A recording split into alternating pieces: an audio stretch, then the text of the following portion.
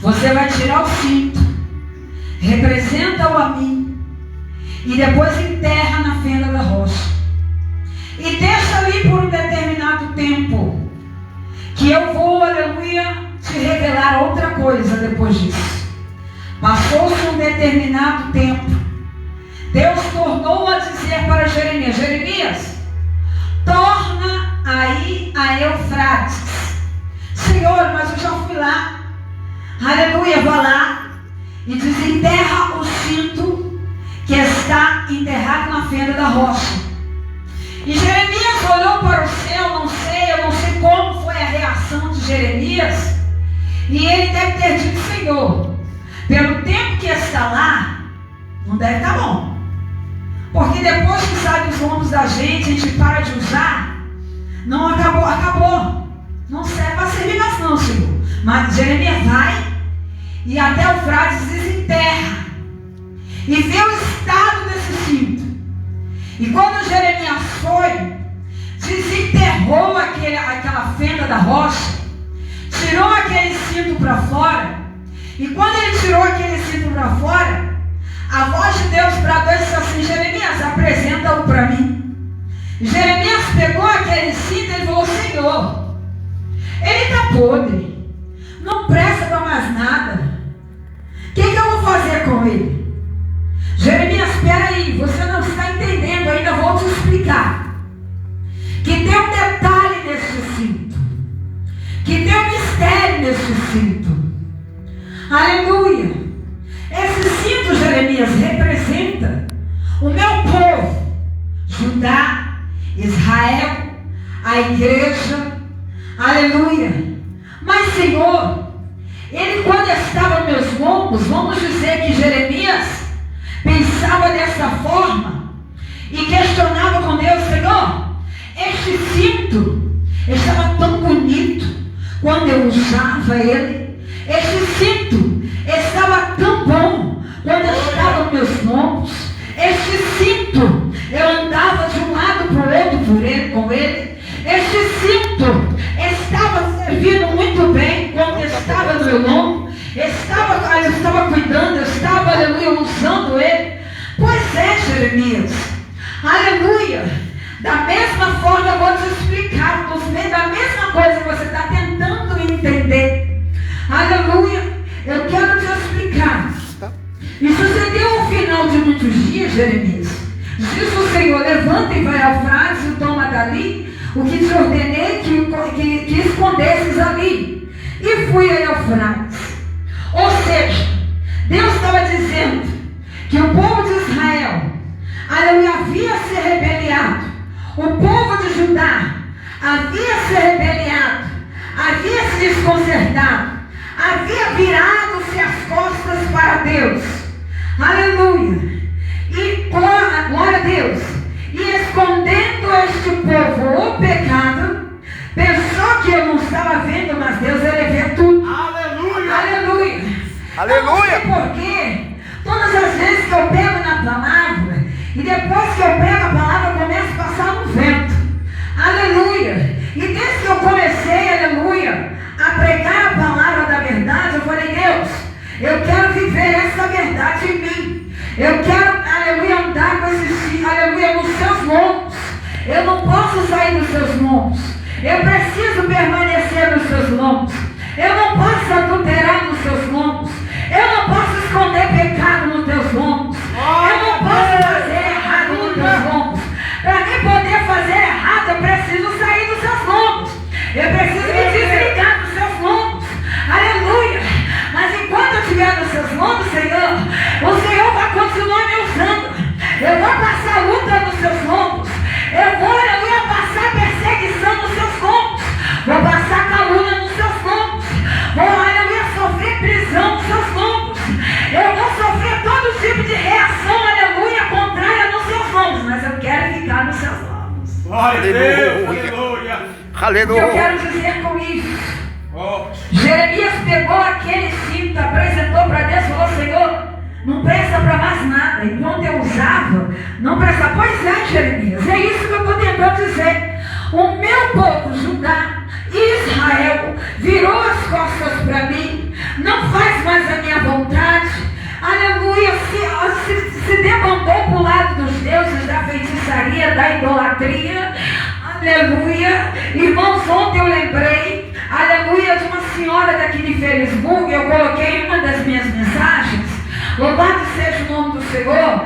Aleluia, eu não estou julgando ela, porque eu cheguei a conhecê-la e percebi que aquela mulher era uma mulher de Deus, uma mulher que servia ao Senhor, uma pessoa abençoada. Eu cheguei a conhecer aqui nesse ministério, e eu já vi em outro ministério. Quando eu soube que ela estava desaparecida, o meu coração apertou. Eu comecei a divulgar: Senhor, tomara que achem logo aquela irmã, meu Deus, ajuda, entra com providência, Senhor. Aleluia, louvado seja o nome do Senhor. Mas depois eu fiquei triste. Primeiro eu fiquei feliz que eu soube por alguém que ela havia aparecido, mas era uma mentira. Mas depois de um tempo, eu não sei, disseram que encontraram o corpo dela em um determinado lugar aqui. Foi isso, gente, que aconteceu? Aí me deram uma notícia, eu fiquei tão feliz que ela tinha aparecido, mas de repente veio outra coisa. Depois de 2 meses, me deram a notícia que ela tinha morrido. Aquilo me entristeceu tanto, mas tanto. Aleluia. E eu fico pensando como a depressão me tem matado, como a depressão tem deixado o povo de Deus caído, aleluia, vivendo dentro do cápside, dentro dos remédios, aleluia, controlados, e aleluia, não só, aleluia, por sendo controlado por remédio, mas está sendo controlado pelo adversário. O adversário tomou a vida dessa irmã de tal maneira. Louvado seja o nome do Senhor. Eu não sei o nome dela, mas estava orando muito por ela para ela aparecer. Falei: Jesus, eu estou sabendo que ela tem depressão. Daqui a pouco vem uma pessoa dizer para mim: olha, irmã, além dela ter depressão, uma pessoa julgou ela. Eu não julguei. Eu não julguei. Porque uma coisa que eu não gosto, eu corto a fofoca. Mas quando a moça apareceu, uma pessoa falou assim: ela vivia na igreja e estava no espiritismo. Aí eu quero trazer isso para essa mensagem hoje. Mas não é só ela não, minha mãe também. Quando ela servia a Deus, ela também estava na igreja e estava no espiritismo. Ela não podia se aborrecer com ninguém, porque quando ela não via resposta na casa de Deus, aleluia, o que acontece? A pessoa: não, Deus não me deu não, então vou lá na macumba fazer macumba, vou fechar meu corpo, vou fazer cabeça. Aleluia. O profeta Jonas, ele vem pregando sobre Nínive por causa da feitiçaria, porque ali havia um povo que Deus queria salvar. E 100 anos depois, Deus usou um outro profeta chamado, eu creio que foi Ageu. Quando Ageu veio, 100 anos depois, foi Ageu, me corrija aí se eu estiver errado. Depois de Jonas ter pregado, veio um cerco sobre Nínive. Aleluia, mas Deus tinha salvado muita gente através da pregação de Jonas. Aleluia, Jonas ficou revoltado. Senhor, por que Deus ele pregou? Aleluia, porque eu preguei naquela cidade, porque o Senhor me mandou para lá. Eu sabia que o Senhor é um Deus misericordioso, um Deus que podia salvar, um Deus que podia libertar, um Deus que podia perdoar. Pois é, Jonas, eu tenho propósito na vida do povo, mas o povo virou as costas para mim, eu também viro as costas para ele. Aleluia. 100 anos depois que Jonas pregou, se levantou um outro profeta pequeno, aleluia, louvado seja o nome do Senhor, que chegou, aleluia, louvado seja Deus, e profetizou o cerco sobre Nínive. Aleluia, mas Nínive tinha muita gente que Deus salvou. Nínive tinha muita gente que Deus, aleluia, louvado seja o nome do Senhor, fez a obra. Mas a Bíblia vai dizer, aleluia, que o povo 100 anos depois, Deus deu um, aleluia, um tempo de 100 anos. Diga comigo, 100 anos. 100 anos. Deus deu tempo, diga, Deus deu tempo. Deus deu tempo. Deus deu tempo, irmão, para a gente se arrepender. Deus deu tempo para aquela cidade se arrepender. Deus deu tempo para Judá se arrepender. Deus deu tempo para Israel se arrepender. Deus deu tempo para essa irmã se arrepender. Deus deu tempo para minha mãe se arrepender. Deus deu tempo para muito crente se arrepender. Deus está me dando muito tempo para mim se arrepender, irmão. Aleluia. É 100 anos. Eu estou com 52 anos, Deus está me dando tempo para me se arrepender. Deus está dando tempo para a irmã que está com 60 se arrepender. Deus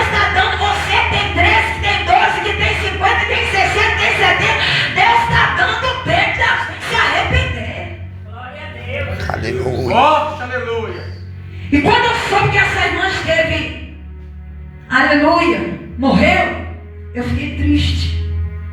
Eu coloquei ela numa das minhas pregações, eu falei, Senhor, o povo serve ao Senhor, e daqui a pouco vai servir aos deuses, e depois está dentro da igreja, depois está servindo aos deuses, depois está dentro da igreja, daqui a pouco vai lá na macumba, não, daqui a pouco está na igreja, daqui a pouco, e fica desse jeito, irmãos.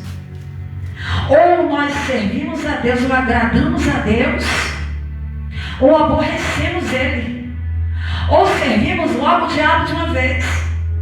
A Bíblia vai dizer que, voltando ao livro de Jeremias, Deus ele falou, olha Jeremias, esse cinto simboliza Israel. Israel estava ligado em mim.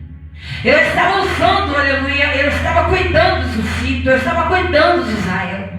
Israel, aleluia, não, aleluia, mas todas as vezes que vinha um problema, uma depressão, um problema, aleluia, uma calúnia, um levante, uma perseguição, aleluia, uma cidade, a Síria se levantava contra o povo, mas cadê Deus? Aonde Deus está? Aonde Deus se escondeu, que Ele não está me vendo? O problema está assim, eu ainda Deus não me deu isso, já usou fulano, ciclano, verdade, até hoje não aconteceu, não, eu vou atrás dos deuses, da feitiçaria, da idolatria, porque de repente se lá, eu posso ter resposta. Oh, aleluia. A Bíblia vai dizer que Deus olhou para Jeremias e disse, Jeremias,